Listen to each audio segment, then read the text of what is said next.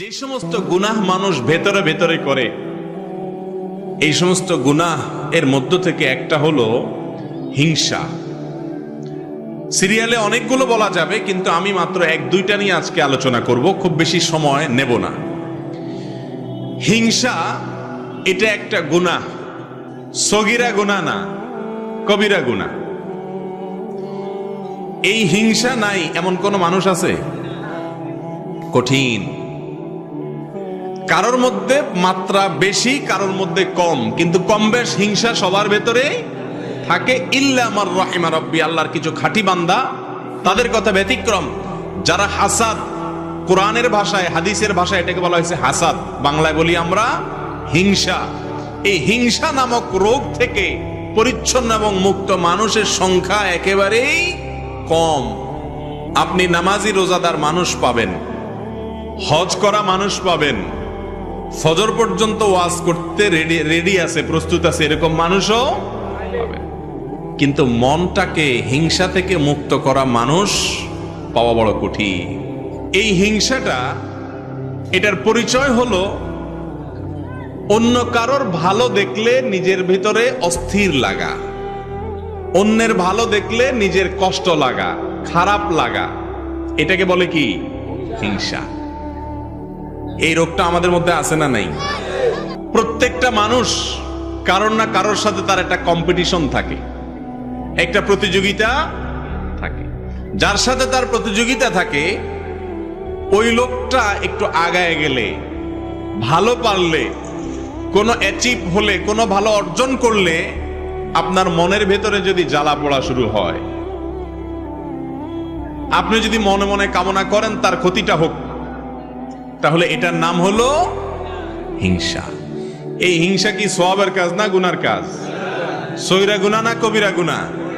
কবিরা গুনাহ। কিরকম কবিরা গুনাহ জানেন? আল্লাহু আকবার। রাসূল করিম সাল্লাল্লাহু আলাইহি ওয়াসাল্লামের বিভিন্ন হাদিস থেকে বোঝা যায়, হিংসা মানুষের ভালো ভালো নেকামল গুলোকে ভেতরে ভেতরে, ক্যান্সার যেরকম ভেতরে ভেতরে মানুষকে শেষ করে দেয়, মানুষের নেকামল গুলোকে ভেতরে ভেতরে সব নষ্ট করে দেয়। আগুন যেরকম কাঠকে জ্বালিয়ে পুড়িয়ে ভস্ম করে ছাই করে ফেলে দেয়, ঠিক একই ভাবে হিংসা নামক ব্যাধি যদি কারোর অন্তরে থাকে, ভেতরে থাকে, এটা দেখা যায় না, এটা গোপন গুনাহ, তাহলে মানুষের সমস্ত নেকামলকে ভেতরে ভেতরে শেষ করে দেয়। সে আমল করে করে পাহাড় জমায়, এদিকে হিংসার কারণে তার সমস্ত আমল ছাই হয়ে যায়, বরবাদ হয়ে যায়। ভাইরা আমার, এই জন্য হিংসা নামক এই ভাইরাস থেকে নিজের বুকটাকে পরিচ্ছন্ন করার চেষ্টা করতে হবে। আল্লাহ তাআলা আমাদেরকে তৌফিক দান করুন।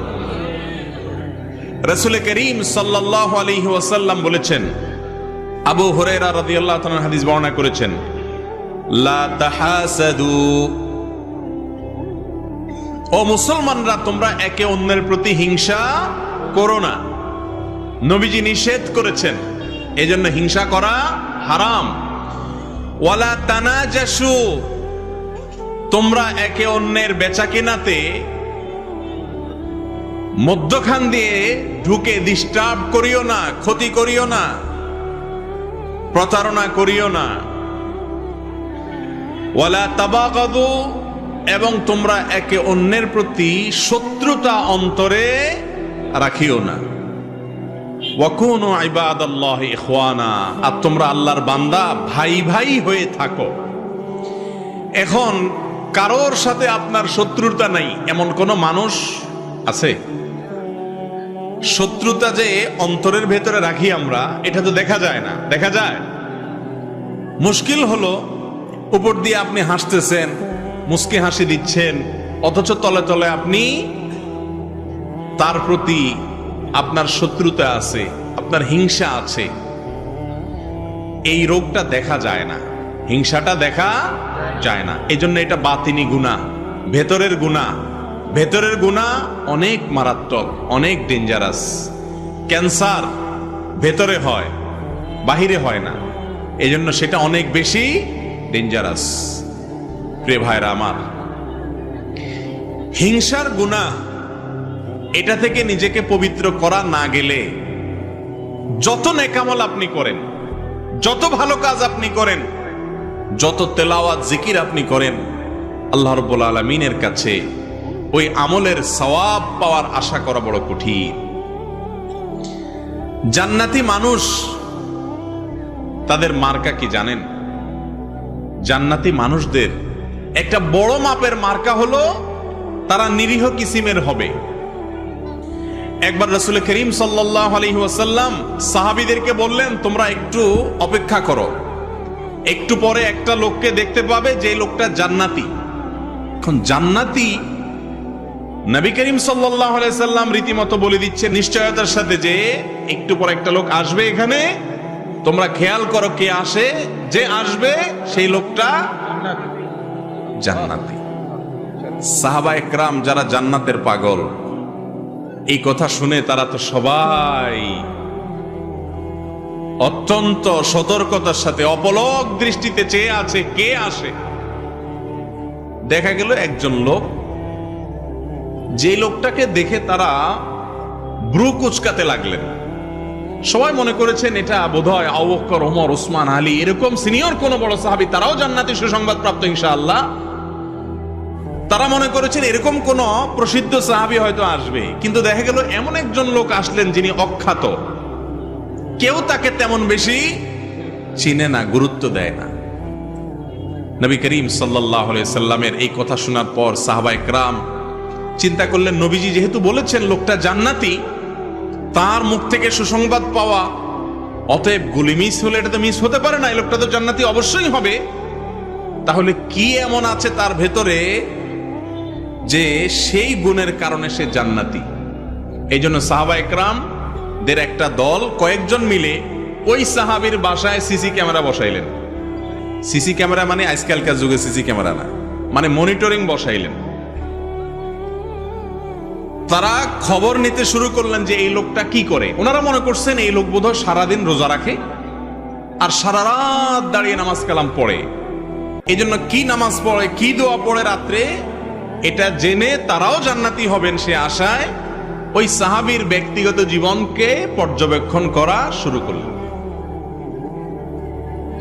বহু চেষ্টা করে কয়েক রাত পর্যন্ত তার বাড়ির আশেপাশে অবস্থান নিয়ে সাহাবীরা তেমন কিছু উদ্ঘাটন করতে পারলেন না। দেখলেন না, এশা পড়ে যায়, শুয়ে যায়, আবার ফজরের সময় মসজিদে আসে, হয়তো বড় জোর তাহাজ্জুদটা পড়ে, আর বাকি রাত্রে তো নাক ডাকে আমাদের মতো ঘুমায়। লোকটা জান্নাতি, নবীজির মুখ থেকে সংবাদ পেয়ে গেল, কাহিনীটা কি? ওনারা নিজেরা উদ্ধার করতে যখন ব্যর্থ হলেন, এবার ওই লোকটাকে ধরছেন সাহাবীরা, যায় বলছেন, ভাই তোমার সম্পর্কে নবীজি এরকম কথা বলেছেন, কি এমন আমল তুমি করো আমাদেরকে একটু বলে দাও ভাই। জান্নাত তো আল্লাহ তাআলার অনেক বড় জান্নাত, আমাদেরকেও আল্লাহ দিলে তোমার তো আর ক্ষতি হবে না। এই কথা সাহাবীরা বলেন নাই, এটা বোঝাতে চেয়েছেন এবং বলেছেন, ভাই বলে দাও কি আমল করো তুমি যে তোমার সম্পর্কে এত বড় সার্টিফিকেট রাহমাতুল লিল আলামিন আল্লাহ রাসূল সাল্লাল্লাহু আলাইহি ওয়াসাল্লাম স্বয়ং দিয়ে দিয়েছেন, কি করো তুমি বলো। লোকটা সাহাবীদের কথা শুনে, তিনিও সাহাবী, তিনি বললেন যে ভাই বিশ্বাস করো আমি স্পেশাল কিছুই করি না, তোমরা যা করো আমিও তা করি। ইসলামে অতিরিক্ত কোনো কিছু করার তেমন কোনো সুযোগও নাই, সবকিছু রেডিমেড। আল্লাহ এবং তার রাসূল সাল্লাল্লাহু আলাইহি ওয়াসাল্লামের পক্ষ থেকে সবকিছু রেডিমেড। তোমরা 5 ওয়াক্ত নামাজ পড়ো, ভাই আমি 6 ওয়াক্ত পড়ি না, আমিও 5 ওয়াক্ত পড়ি। তোমরা রমজানের রোজা রাখো, আমিও রমজানের রোজা রাখি। বিশেষ কিছুই আমি করি না, এমনকি অনেক নফল আমল টামলও যে আমি করি এমনও কিছু না।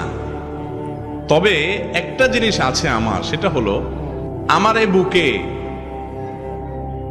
আল্লাহর জমিনে কোনো মানুষের জন্য আমার কারোর প্রতি আমার কোনো দুঃখ, কষ্ট, শত্রুতা, হিংসা বলতে কিচ্ছু নেই।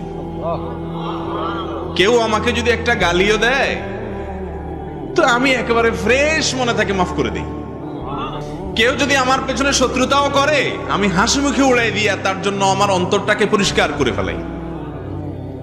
কাউকে দেখে যদি আমার কষ্ট হয়, হিংসা হয়, আমি তার জন্য আরো বেশি করে দোয়া করি। এক কথা, আমার অন্তরটাকে আমি পরিচ্ছন্ন করছি। এই একটা আমল আছে স্পেশাল, হয়তো বা এই কারণে আল্লাহ তাআলা আমাকে মর্যাদা দিয়েছেন। ভাইরা আমার, কি বুঝতে পারলেন? জান্নাতি যে লোক হবে তার তসবিহ দানা হবে 1000, তাই না? তসবিহ দানা তো 100 আছে, 33টার আছে, আবার কিছু আছে অনেক বড় তসবি, দেখছেন নি? বাপখানা এখন যে কয়েক মাইল লম্বা হবে। তসবির সাইজ বড় হলে জান্নাতি হওয়ার গ্যারান্টি এমন কোনো কথা আছে না। দাড়ির সাইজ লম্বা হইলেও জান্নাতি হবে এমন কোনো গ্যারান্টিও, তাই বলে আবার দাড়ি না রাখা জান্নাতে যাওয়ার আশা করেন না। জান্নাতি লোকের জান্নাতে যাওয়ার সবচেয়ে সহজতম উপায়গুলোর মধ্যে থেকে একটা হলো নিজের কলবটাকে, অন্তরটাকে পরিষ্কার করে ফেলা। কাজটা কি সহজ না কঠিন? সহজ বলতেছেন? পাশের বাসার ছেলেটা এসএসসি পরীক্ষায় A+, গোল্ডেন A+ পাইছে, আপনারটা শুধু A পাইছে, A- পাইছে। কেমন লাগে তখন বলেন? মনে হয় যে আমারটা A- পাইছে বুঝলাম, ওইটা A পাইতো, গোল্ডেন A+ পাইছে, এই দুঃখ সহ্য করি কোত্থেকে? এরকম অবস্থা আমাদের মনে হয় কি হয় না? ভাইরা আমার, লেবাসে পোশাকে মুসলমানের অভাব নাই এদেশে। আমার মতো আপনার মতো এরকম লেবাস পোশাকে মুসলমানের সংখ্যা এদেশে আলহামদুলিল্লাহ কম। ভেতর থেকে মুসলমান এর সংখ্যা এই দেশে অনেক কম। মালিক আমাদের অন্তরগুলোকে আপনি পরিষ্কার করে দেন। একজন খাঁটি মুসলমান, একজন জান্নাতি মানুষের অন্তরে কারোর প্রতি শত্রুতা, বিদ্বেষ, হিংসা থাকতে পারে না। মানুষ শত্রুতা করবে, চলতি পথে বহুত লোক আপনার শত্রুতা করবে, সবাই তো ফেরেশতা না। কিন্তু আপনার কাজ হলো সবার জন্য ক্ষমার দরজাটাকে একেবারে উন্মুক্ত করে দেওয়া। ভাইরা আমার, হিংসুক যখন অন্যের ভালো দেখে হিংসা করে, তখন কি সে নিজে সুখী হয় না দুঃখী হয়? আরো কারোর ভালো দেখে যদি আপনার ভেতরে জ্বলে, গ্যাস্ট্রিকের কারণে ভেতরে জ্বললে যেরকম কষ্ট হয়, কারোর ভালো দেখলে ভেতরে জ্বললে সে জ্বালাতেও নাকি ভালো লাগে? কষ্ট হয়। ইবলিস আপনার আমার এত জঘন্য শত্রু যে সে সব সময় আমাদের যেটাতে কষ্ট হয় সেদিকে নিয়ে যায়। এখন কথা হলো, আমাদের অন্তরে হিংসা আছে কিনা এটা বুঝবেন কিভাবে? এটা বোঝার একটা ছোট্ট মিটার আছে। মিটার দেব, মিটারটা ফ্রি, কোনো পয়সা কই লাগবে না। মিটারটা সবাই বুঝে নেন। মিটারটা হলো আপনার সাথে যাদের কম্পিটিশন আছে না, এই যে মিডিয়ার ভাইরা ক্যামেরা কতগুলো সেট করে বসে আছে, ওনাদের মধ্যে পারস্পরিক কম্পিটিশন আছে না? কার চ্যানেলে কত বেশি সাবস্ক্রাইবার হয়, কত বেশি ভিউ হয়। এখন মনে করেন এক ক্যামেরাওয়ালা ভাই দেখলো আরেক ক্যামেরাওয়ালা ভাইয়ের চ্যানেলে ভিউর পরিমাণ অনেক বাড়ছে, তখন যদি তার ভেতরে কষ্ট হয়, চিনচিন করে একটু জ্বলে বুকের ভিতরে, তাহলে বুঝতে হবে কি হচ্ছে? হিংসা হচ্ছে। ওনাদেরটা দিয়ে বুঝাইলাম, আপনারা জোরে জি বলে নিজেদেরকে পাক মনে করেন। আমরা সবাই এই রোগের রোগী। একজনের ভালো দেখার পরে যার সাথে আপনার কম্পিটিশন হয়, প্রতিবেশীর সাথে হয়, ভাই বোনে হয়, এমনকি বন্ধু বান্ধবের মধ্যে হয়, আলেমদের মধ্যেও আর একটু বেশি হয়। ঠিক না বে ঠিক? ভালো দেখতে পারে না। একজনের মাহফিলে লোক বেশি হলে আরেকজন বলে যে আমি দেখা দিতাম চান্স পাইলে। এই সমস্ত রোগ আমাদের মধ্যে আছে না নাই? আল্লাহু আকবার। ভাইরা আমার, এই হিংসা এত ডেঞ্জারাস ইবাদত, এত ডেঞ্জারাস অপরাধ, গুনাহ, যে এটা দেখা যায় না। ইয়া বড় দাড়ি, লম্বা রুমাল, বিশাল বড় পাগড়ি, লম্বা জুব্বা, সবই ঠিক আছে, কিন্তু ভিতরে ভিতরে হিংসার ডিব্বা হতে পারে কি পারে না বলেন? ভাইরা আমার, অন্যের ভালোর খবর শোনার পরে, কারোর ভালো দেখার পরে যদি ভেতরটা চিন করে জ্বলে ওঠে, তাহলে এই মিটার দিয়ে বুঝবেন যে আপনার অন্তরে কি আছে? হিংসা নামক রোগ আছে। এই রোগ অন্তরে থাকলে আপনি কখনো সুখী হতে পারবেন না। আরেকজনের ভালো দেখার পর যদি আপনার ভেতরে কষ্ট হয়, এর মানে হলো আপনার ভেতরে কুফুরির দানা আছে। কিসের দানা? কুফুরির দানা। কুফুরি বুঝেন? আল্লাহ তাআলাকে অস্বীকার করা কত ডেঞ্জারাস বিষয়। আল্লাহর অস্বীকারের দানা আছে আপনার ভিতরে, কিভাবে বুঝবেন? আল্লাহ রাব্বুল আলামিন যদি ওনাকে কোনো ভালো কিছু দেয়, অনেক ভালো কিছু দিলেন, এটা দিছে কে? আল্লাহ। আপনার যদি জ্বলে, আপনার যদি কষ্ট হয়, আপনার ভেতরে যদি অস্থিরতা লাগে, পেরেশানি লাগে, চিনচিন করে, হিংসা হয়, তার মানে আল্লাহর যে ফয়সালা, আল্লাহর যে বন্টন, আল্লাহ যে তাকে দিয়েছেন, আপনি আল্লাহর এই ফয়সালাকে মানতে পারতেছেন না। এটা এক প্রকারের অস্বীকৃতি না? এই জন্য বললাম, হিংসা এই রোগটি মূলত মানুষের অন্তরে কুফরির দানা থেকে সৃষ্টি হয়। আমরা হয়তো খেয়ালও করি না, সবাই কম বেশি রোগের রোগী। সৃষ্টি জগতে প্রথম অপরাধ কি হয়েছে জানেন? গোটা সৃষ্টি জগতে আল্লাহর প্রথম নাফরমানি কোনটা হয়েছে জানেন? কোন গুনাহটার সপ্তম হয়েছে বলতে পারেন কেউ? হিংসা দিয়ে যেহেতু আলোচনা করতেছি, অতএব এটাই হবে। চালাক আছেন আপনারা? হ্যাঁ ভাই, আল্লাহ সৃষ্টি জগতে সর্বপ্রথম অপরাধ সেটা হলো এই হিংসা। মিস্টার ইবলিস যখন আল্লাহ তাআলা তাকে সিজদা করার নির্দেশ করলেন আদমকে, তার ভিতরে কি হয়েছে? হিংসা হয়েছে। খলাকতানি মিন নার ওয়া খালাকতাহু মিন তিন। তাকে মাটি থেকে তৈরি করছেন আল্লাহ, তাকে আমি সিজদা করব, এত মর্যাদা মাটির। হিংসা হয়েছে। এই হিংসার পরবর্তী গুনাহটা হয়েছে তাকাব্বুর, অহংকার। সেখান থেকে হয়েছে কুফরি। হিংসার মতো অপরাধ, যেটাকে আমরা অপরাধ মনেই করি না,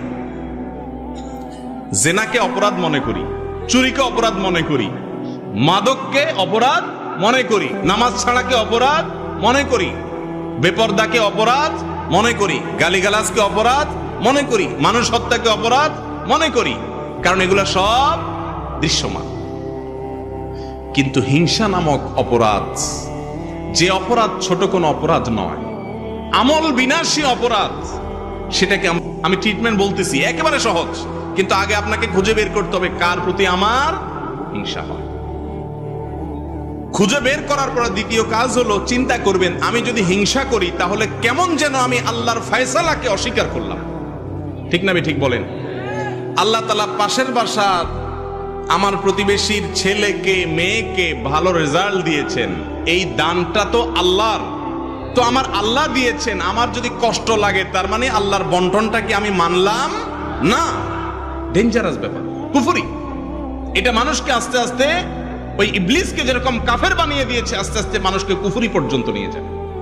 এই কথার যখন চিন্তা করবেন, তখন ইনশাআল্লাহ নিজের ভেতরে হিংসা দূর হওয়ার প্রাথমিক পদক্ষেপ চলে আসবে, যে এটা তো আল্লাহর বন্টন, আমি হিংসা করে কি লাভ হবে? হিংসুক হিংসা করে পৃথিবীর কারোর কোনো ক্ষতি করতে পারে না। বরং আপনি কি করবেন? ওই মালিকের সাথে কথা বলা শুরু করবেন, বলবেন, মালিক তুমি তাকে দিয়েছ, তোমার ভান্ডারে তো কোনো কমতি নাই, তাকে দিয়েছ, তার জন্য আমার কোনো কষ্ট নাই, আরো দাও, কিন্তু আমাকেও দাও সাথে মালিক। ব্যাস, এটার নাম হলো গিবতা, বাংলা বলে ঈর্ষা। এটা খারাপ না, এটা জায়েজ আছে। কারোর ভালো দেখছেন, দেখার পরে বললেন যে আল্লাহ তাকে আপনি দিয়েছেন, এটা নিয়ে আমার আপত্তি নেই মালিক, আপনি সিদ্ধান্ত নিয়েছেন দেওয়ার, অতএব নিশ্চয়ই এর ভেতরে কল্যাণ আছে, আপনার ফয়সালার প্রতি আমার কোনো অভিযোগ নাই মালিক, তাকে দিয়েছেন আরো দেন, আমাকেও দেন। হলো কি? ঈর্ষা। এই ঈর্ষাটা হিংসার মতো নিন্দনীয় বা খারাপ না। যদি আপনার মনের ভেতরে কারোর প্রতি হিংসা হয়, আল্লাহর কসম করে বলতেছি, পরীক্ষা করে দেখেন, নিজের ভেতরে অ্যাপ্লাই করে দেখেন, প্রয়োগ করে দেখেন। যদি আপনি হিংসার রোগ ধরতে পারেন যে অমুকের উন্নতিতে আমার ভেতরে জ্বালা পড়া শুরু হয়েছে, এরপরে আল্লাহর সাথে যদি কথা বলেন, আল্লাহ ওনাকে দিয়েছেন, ভালো কথা, আমি আপনার নাখান্দা গোলাম, আমার হয়তো উপযুক্ততা নাই, তার হয়তো কোনো গোপন ভালো আমলের কারণে তাকে দিয়েছেন, আল্লাহ আমাকেও দেন। এভাবে যদি আল্লাহর সাথে কথা বলেন, দেখবেন যে হিংসা অর্ধেক মন থেকে এমনি দূর হয়ে গেছে। এরপরে দ্বিতীয় যে কাজটা করবেন তা হলো, তারপরেও যদি দেখেন না চিনচিন করে জলে, এবার অ্যান্টিবায়োটিক দিবেন। অ্যান্টিবায়োটিক কি জানেন? অ্যান্টিবায়োটিক হলো নিজের প্রতি নিজের সংগ্রাম। এবার এটাকে বলে আত্মসংগ্রাম। নিজের বিরুদ্ধে নিজে যুদ্ধ করতে হবে। এখন এবার আপনাকে অ্যান্টিবায়োটিকে যেতে হবে, অপারেশনও বলতে পারেন। সেটা হলো এবার নিজের নফসকে বলবেন, নফস আমার আল্লাহ তাকে দিয়েছে, তোমার কাছে কষ্ট লাগে, তুমি হিংসুক, ছোট লোক, অতএব এটার শাস্তি হলো তুমি আল্লাহর কাছে মনে না চাইলে হুদামিসা দোয়া করো, এমনি দোয়া করো। আত্মলি বলো, আল্লাহ ওনাকে যা দিয়েছেন আল্লাহ ওনাকে আরো দেন, আরো দেন। আল্লাহ আল্লাহ আপনার শুকর, আপনি তাকে দিয়েছেন, তার ছেলেকে এ প্লাস দিয়েছেন, আল্লাহ আরো দেন। আল্লাহ ওনার ব্যবসায় অল্প দিনে এত লাভ করছে, আল্লাহ ডবল করে দেন। মনে চাবে না, কিন্তু মনের বিরুদ্ধে মুখে আল্লাহর কাছে কি করবেন? এটা বললে আপনার ভেতরকার যে প্রবৃত্তি, আত্মা, নফস, এই নফস রুসওয়া হবে, বেইজ্জত হবে, লাঞ্ছিত হবে, এবং ইনশাআল্লাহ হিংসা থেকে সে আস্তে আস্তে সরে আসবে। শয়তান তখন বলবে, ছেড়ে দে মা, কেন্দেবাসি। কারণ এই লোক উল্টা বরং যার প্রতি হিংসা হয় তার জন্য দোয়া করা ধরছে। তার জন্য যদি দোয়া করা ধরে, শয়তান চিন্তা করবে যে এই লোক তো উল্টা বরং আরো তার অন্তরটাকে প্রশস্ত করতেছে। ইমানদারের মন কখনো সংকীর্ণ হতে পারে না, কিন্তু আজ আমাদের মনগুলা সব ছোট, ঠিক না বে ঠিক? মুমিন বড় মনের হতে হবে। কিসের হতে হবে? বড় মনের হতে হবে। আল্লাহ তাআলা আমাদেরকে তৌফিক দান করুন। ভাইরা আমার, হিংসা নামক এই রোগ, এটা থেকে মুক্তির জন্য আমাদের প্রাণপণ লড়াই চালাতে হবে নিজের বিরুদ্ধে। কারণ গুপ্ত ঘাতক হিংসা, এটা কি গুপ্ত ঘাতক। ধূমপান, এটাকে বলা হয় গুপ্ত ঘাতক। মাদক গুপ্ত ঘাতক, তামাক গুপ্ত ঘাতক, ভেতরে ভেতরে মানুষকে শেষ করে দেয়। ক্যান্সার গুপ্ত ঘাতক। ঠিক তেমনি ভাবে একজন ইমানদারের জন্য, তার আমলের জন্য, তার ইমানের জন্য গুপ্ত ঘাতক হলো হাসাদ বা হিংসা। আল্লাহ তাআলা আমাদের সবাইকে, আমাদের অন্তরগুলোকে পরিষ্কার করার তৌফিক নসিব করুন। ভাইরা আমার, স্ক্রুটা যদি টাইট থাকতো তাহলে তার কন্ট্রোলিং পাওয়ার থাকতো, সাথে সাথে ব্রেক দিতে পারতো, যেখানে সেখানে রাগ দেখাইতো। ভাইরা আমার, এই রোগটা আজকাল অনেক বেশি। বড়রা তো বড়রা, ছোট বাচ্চা কাচ্চা, 3 বছরের 4 বছরের বাচ্চা কাচ্চা যেগুলো আছে, সব অভিভাবকদের একটাই কথা, মারাত্মক রাগী, ঠিক না বে ঠিক?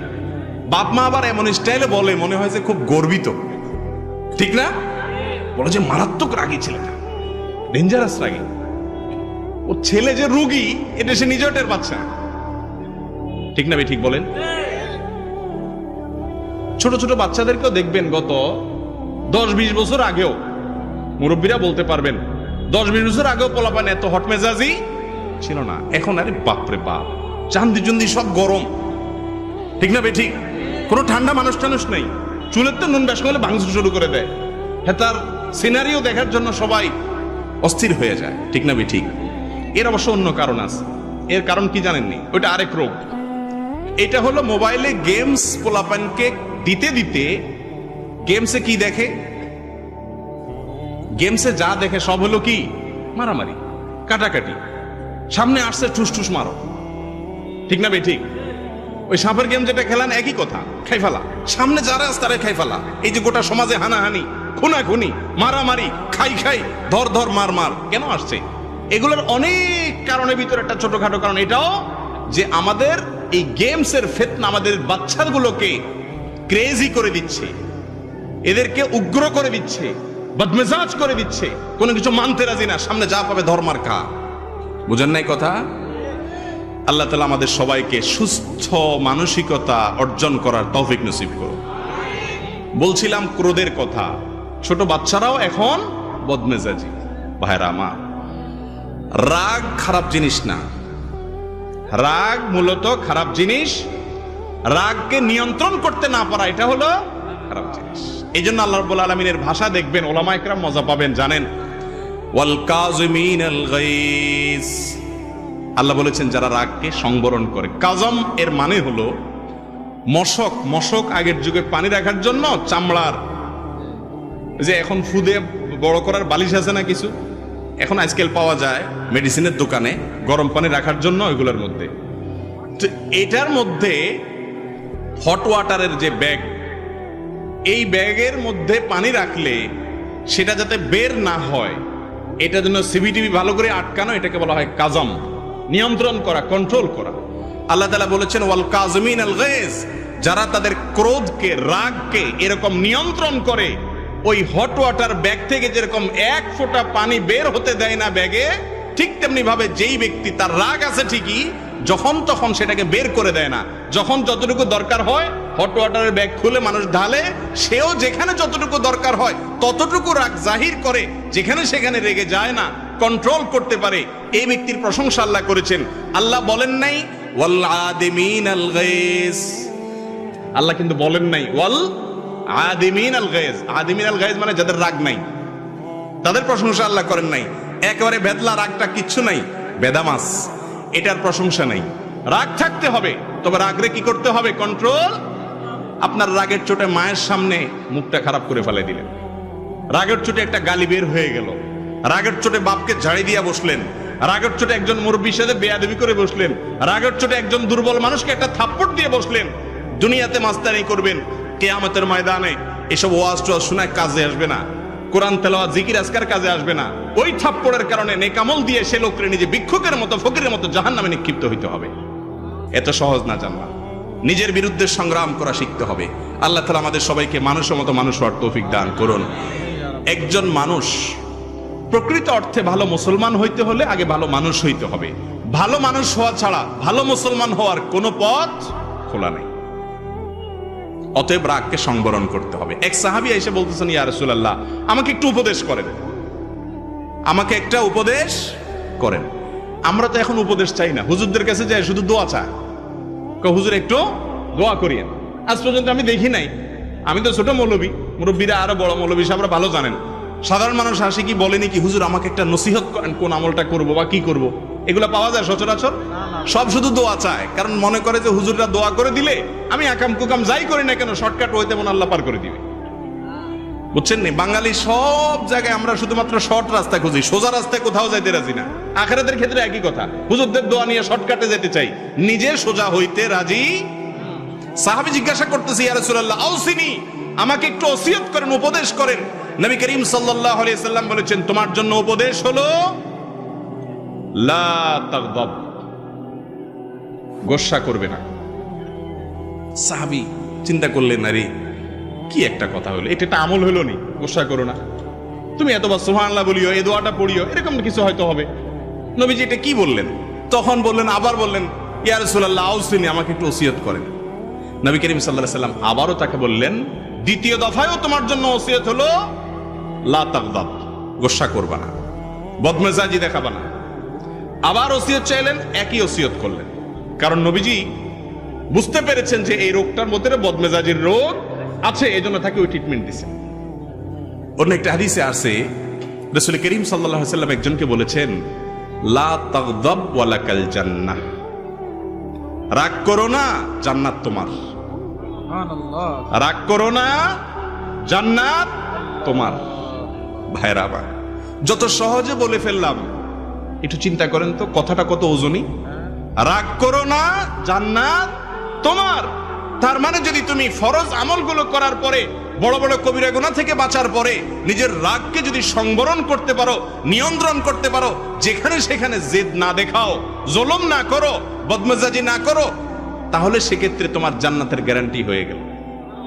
কত বড় ব্যাপার চিন্তা করে দেখেন। আল্লাহ তাআলা আমাদের সবার রাগগুলোকে সংবরণ করার তৌফিক নসিব করুন। ভাইরা আমার, রাগ তিন প্রকার। এক প্রকারের রাগ প্রশংসনীয়, এক প্রকারের রাগ নিন্দনীয়, আরেক প্রকারের রাগ অনুমোদিত অর্থাৎ জায়েজ। প্রশংসনীয় রাগ আছে। কোন রাগ? আল্লাহর হুকুম লঙ্ঘন হতে দেখলে রাগ করা, তাও নিয়ন্ত্রিত হইতে হবে, অনিয়ন্ত্রিত না। ছেলে নামাজ পড়ে না, মা বাপ তুলে গালি দিলেন, এ রাগ কি প্রশংসনীয় হবে? ছেলে নামাজ পড়ে না, চোখ মুখ লাল হয়ে যাবে, রাগান্বিত হয়ে যাবেন, এটা প্রশংসনীয়। কিন্তু রাগান্বিত হয়ে যদি মুখ দিয়ে গালি বাইর হয়ে যায়, তাহলে শেষ, অনিয়ন্ত্রিত হয়ে গেল, ডায়রিয়ার রোগী। কথা বুঝতে পারছেন? অতএব রাগকে নিয়ন্ত্রণ করার মধ্যে প্রশংসা, রাগ করলে প্রশংসনীয় তখন রাগ হবে যেই রাগ হবে আল্লাহর কোন নির্দেশ লঙ্ঘন হলে। প্রিয় নবী করিম সাল্লাল্লাহু আলাইহি সাল্লাম কখনো সাধারণত রাগ করতেন না। একবার সাহাবা একরাম যে কোনো একটা মামলায় নবী করিম সাল্লাল্লাহু আলাইহি সাল্লাম রায় ঘোষণা করবেন বা করছেন, দণ্ড ঘোষণা করেছেন। যার জন্য দণ্ড ঘোষণা করছেন, অন্যরা বুদ্ধি করে সম্ভবত ওসামা ইবনে যায়েদ রাদিয়াল্লাহু তাআলাকে পাঠাইছেন যে তুমি একটু সুপারিশ করো রাসূলের কাছে যায়। রাসূল আকরাম সাল্লাল্লাহু আলাইহি সাল্লাম এই কথা শুনে অগ্নিশর্মা হয়ে গেলেন, তার মুখ লাল হয়ে গেল রাগে। আল্লাহর নির্দেশ আমি বাস্তবায়ন করছি, আল্লাহর শাস্তি দণ্ডের ঘোষণা দিয়েছি, আমাকে এই জায়গায় এসে সুপারিশ করতেছো তোমরা? আল্লাহর দণ্ড থেকে সরে যাবো আমি? তার মানে আল্লাহর আদেশের বিরুদ্ধে কেউ যাবে, এই কথা শুনলে চোখের সামনে দেখলে রাগ হয়ে যেতেন কিনে, কিন্তু রাগে লাল হয়ে যেতেন, কাউকে খারাপ কথা বলতেন। এখন তো রাগ হলে এক নম্বরের কাজ হলো গালি, আর যদি গায়ে একটু জোর থাকে তাহলে হাত। ঠিক না বে ঠিক? ভাইরা আমার, এই দাপট সারা জীবন থাকবে না। যুবক ভাইরা আমার, এই শক্তি সারা জীবন থাকবে না। যৌবন কালটা ভাইরে ওয়ান টাইম, জীবনে একবার আসে, চলে যায় আর আসবে না। যৌবন কালে জুলুম করবেন, পশুর মতো আচরণ করবেন, সমাজে বিশৃঙ্খলা করবেন, অশান্তি করবেন, সন্ত্রাস করবেন, মানুষকে কষ্ট দিবেন, বদমেজাজি দেখাবেন, গায়ের জোর খাটাবেন, মাস্তানি করবেন, প্রভাব খাটাবেন। আল্লাহ রাব্বুল আলামিন সবকিছু দেখছেন। ছাড় দেন কিন্তু ছেড়ে দিবেন না। ছাড় দেন আমার মালিক, কিন্তু ছেড়ে দিবেন না। সাবধান। প্রশংসনীয় রাগ হলো আল্লাহর হুকুম নষ্ট হতে দেখলে, অন্যায় দেখলে রাগ করা। তবে সবচেয়ে বেশি রাগ করবেন নিজের বিরুদ্ধে।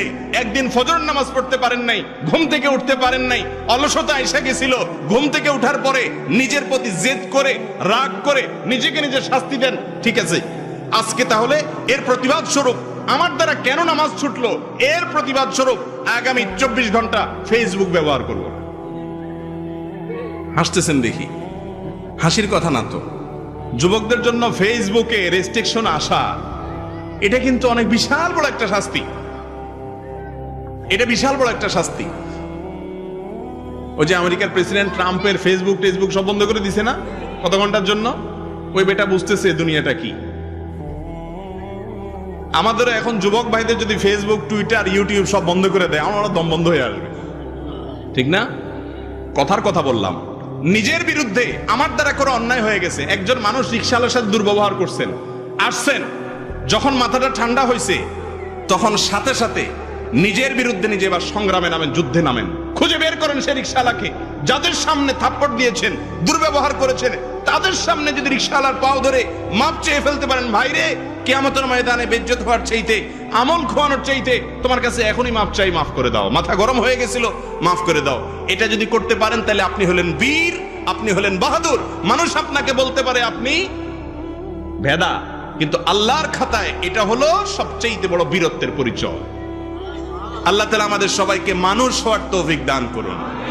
আমরা মানুষ রূপী, চেহারা দেখতে মানুষের মতো, কিন্তু কারোর মধ্যে বাঘের গুণ, থাবা দাও পাইলে চান্স। কারোর মধ্যে সাপের গুণ, ভেতরে ভেতরে দংশন করো। কারোর ভেতরে হিংস্র বিভিন্ন জীবজন্তুর গুণ আমাদের ভিতরে আছে, কারোর ভিতরে কুকুরের মতো লোভের গুণ আছে। এক এক পশুর গুণ নিয়ে চলতেছি, কিন্তু চেহারা সব মানুষের মতো। ঠিক না বে ঠিক? আল্লাহ তাআলা আমাদের ভিতরে মনুষ্যত্ব যেন আছে, এটা ভেতরে আসার জিনিস, সেই তৌফিক আল্লাহ তাআলা আমাদেরকে দান করুন। ভাইরা আমার, তাহলে রাগ প্রশংসনীয় হবে। নিজের বিরুদ্ধে রাগ করেন, অন্যের বিরুদ্ধে রাগ করবেন, নিয়ন্ত্রিত রাগ। যদি আল্লাহর কোনো বিধান লঙ্ঘন হয়, অন্যায় কোনো কিছু দেখেন, অসামাজিক কাজ দেখেন, চান্দি গরম হবে, কিন্তু গরম হয়ে উল্টাপাল্টা কিছু করবেন না, কন্ট্রোলে রাখবেন। এই রাগ ইনশাআল্লাহ প্রশংসনীয়, এর কারণে আল্লাহর কাছে সওয়াব পাবেন। আরেক প্রকারের রাগ আছে নিন্দনীয়। সেটা কোনটা? গোষ্ঠীর জন্য রাগ, দলের জন্য রাগ, ব্যক্তিগত কারণে রাগ, দুনিয়ার কারণে, মোহের কারণে রাগ। আছে না নাই? কথার কথা, আপনার গ্রুপের লোক, বিভিন্ন গ্রুপিং আছে না আমাদের মধ্যে, আপনার গ্রুপের লোক, তার উপরে কেউ জুলুম করছে বা কিছু একটা হয়েছে, ভেজাল লাগছে, আপনার চান্দি গরম হয়ে গেছে, হ্যাঁ আমার লোকের বলছে। এই রাগ হলো নিন্দনীয় রাগ, এটা হলো নাজায়েজ রাগ। এটা আল্লাহর জন্য না, এটা নফসের জন্য, প্রবৃত্তির জন্য, দলের জন্য, গ্রুপের জন্য, দুনিয়ার জন্য। এই রাগ নিন্দনীয়। নিন্দনীয় রাগের তালিকার মধ্যে যে রাগ অনিয়ন্ত্রিত, যে রাগে কোনো নিয়ন্ত্রণ নাই, চাঁদনি গরম হয়ে গেছে, আউট অফ কন্ট্রোল হয়ে গেছে, মাথা ঠান্ডা হওয়ার পরে বুঝলেন হ্যাঁ হ্যাঁ সর্বনাশ। বউরে 1 তালাক 2 তালাক 3 তালাক 4000 তালাক, তোর তালাক তো 14 গোষ্ঠী সহ তালাক দিয়ে দিলেন। মাথা যখন ঠান্ডা হয়ে গেল, মৌলভী সাহেবের কাছে গেছেন, হুজুর ভুল হয়ে গেছে। হুজুর বলছে শেষ তো। এবার বলেন হুজুর কি কোন কোনো রাস্তা নাই? চুগুরা গেরা আমার মসজিদে একদিন এক যুবক আসছে জুমার পরে, ফুটফুটে সুন্দর, তালাক দিয়ে আসছে বউরে। মাসালা জিজ্ঞেস, আমি বললাম শেষ, আর তো সুযোগ নাই। হুজুর কোনো রাস্তা নেই? কোনো রাস্তা নেই। ওই মহিলাকে খুব যদি বেশি ভালোবেসে থাকেন, একটা ভালো ছেলে দেখে, উপযুক্ত পাত্র দেখে বিয়ে দিয়ে দেন, আর আপনি নিজের জন্য চরকায় তেল দেন, আরেকটা বিয়ে করেন।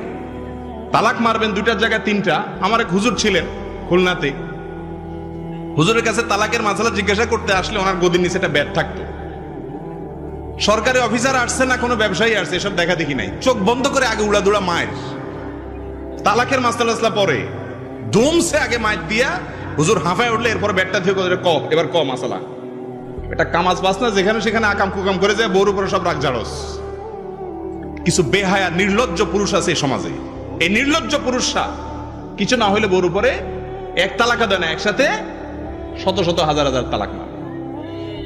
ওমর রাদিয়াল্লাহু তাআলা বেঁচে থাকলে এগুলো ধইরা শুধু বেত্রাঘাত না, এগুলো ঝুলায়া বাঁধায় পিটাইত। এগুলো সব কিন্তু বদমেজাজ থেকে হয়। কোত্থেকে হয়? রাগ যদি কন্ট্রোল করা শিখে, তাহলে এই সমস্ত আপত্তিকর বা অনভিপ্রেত কিছু ঘটবে না। অতএব রাগরে কন্ট্রোল করবেন তো ইনশাআল্লাহ। জায়েজ রাগ হলো দুনিয়ার কারণে রাগ করলেন, ছেলে একটা জিনিস নষ্ট করে ফেলছে, একজনে কিছু করে উল্টাপাল্টা করে ফেলছে, দেখছেন রাগ করছেন, কিন্তু রাগটা নিয়ন্ত্রণে আছে, সীমা ছাড়াই নাই, মুখ খারাপ করেন নাই, জুলুম করেন নাই, এই রাগটা হলো জায়েজ রাগ। এবার আসেন পরিশেষে যেটি বলতে চাই তা হলো রাগ নিয়ন্ত্রণ করবেন কিভাবে, ঔষধ কি? এতক্ষণ তো রোগের কথা বললাম, এবার আসেন ওষুধের কথা বলে শেষ করি। ওষুধ হলো, 1 নম্বরের ওষুধ হলো, রাগ যখন উঠবে আউযু বিল্লাহি মিনাশ শাইতানির রাজিম পড়বেন। কি পড়বেন? আউযু বিল্লাহি মিনাশ শাইতানির রাজিম। সাথে সাথে দেখবেন রাগের মিটার 99 ডিগ্রি থেকে একেবারে ধাপ করে দেখবেন 0-তে চলে আসছে। এক ব্যক্তি নবী করিম সাল্লাল্লাহু আলাইহি সাল্লামের যুগে খুব জিদ দেখাচ্ছে, উনি দূর থেকে দেখতে পাচ্ছেন, চান্দি টান্দি গরম করে ফেলছে, চিল্লাচিল্লি করতেছে, খুব সিন ক্রিয়েট করতেছে, রাগ উঠে গেছে মাথা। নবী করিম সাল্লাল্লাহু আলাইহি সাল্লাম দূর থেকে ওই লোককে শুনায়া বলতেছেন, আমি একটি কালিমা জানি, ইন্নী লা আ'লামু কালিমাতান, আমি একটি বাক্য জানি, যেই বাক্যটা এই লোকটার এখন চান্দি গরম আছে, সে যদি পড়ে তাহলে তার রাগের মিটার ধপ করে নেমে যাবে, সে শান্ত হয়ে যাবে। সে বাক্যটা কি? নবীজি দূর থেকে তাকে শুনায় বললেন, আউযু বিল্লাহি মিনাশ শাইতানির রাজিম। অর্থাৎ আল্লাহ, আপনার কাছে আমি আশ্রয় চাই শয়তান থেকে, যে শয়তান আমারে খেপায় দিচ্ছে, ঠোসাচ্ছে, আমার বদমেজাজ উঠাই দিছে শয়তান, তার কাছ থেকে মালিক আপনার কাছে পানা চাই। হাদিসে আসছে ওই সাহাবী দূর থেকে শুনছেন, তো উনি শুনে সাথে সাথে পড়ছেন, ওনার রাগও সাথে সাথে ঠান্ডা হয়ে গেছে। নবীজির কৌশল দেখেন, উনি তো ওই লোককে কাছে যায় বলতে পারতেন, এই মিয়া বদমেজাজি দেখাইতেছ, শুনো আমল শিখাই দিই, পড়লে থেমে যাবে, আওয়াজ সাথে তুমি পড়ো। রাগের মাথা যদি তার সামনে যে এরকম কথা বলতো, এই লোক বেয়াদবি করে বেঈমান হওয়ার ভয় ছিল কি ছিল না? আমরা হলে তো এরকমই করতাম। নবীজির কৌশল দেখেন, যারা দাওয়াতের কাজ করবে, ইসলামের কথা মানুষকে বলবে, তারা অনেক বেশি কৌশল জানতে হবে, সুন্দর উপায়ে বলতে হবে, উপস্থাপনটা ভালোভাবে হইতে হবে। এই জন্য নবী করিম সাল্লাল্লাহু আলাইহি সাল্লাম তাকে শুনায়া দূর থেকে বললেন, আমি একটা বাক্য জানি, এটা বললে রাগ কমে যায়, যাতে করে তার কান পর্যন্ত কথাটাও পৌঁছাইলো, আর সে জিদ দেখানোর সুযোগও পেল না। দেখছেন নবীজির হিকমত? এমনি এমনি গোটা পৃথিবী 23 বছরে পরিবর্তন করে ফেলার নাই। আল্লাহ তাআলা তাকে কি দিয়েছেন? হিকমা দিয়েছে।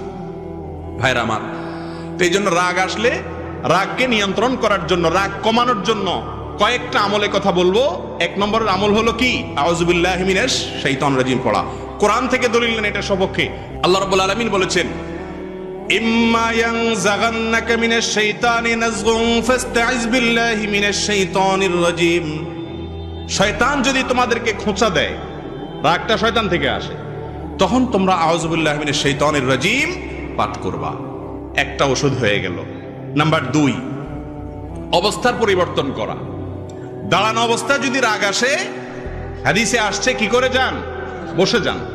বসা অবস্থা রাগ আসছে, শুয়ে যান।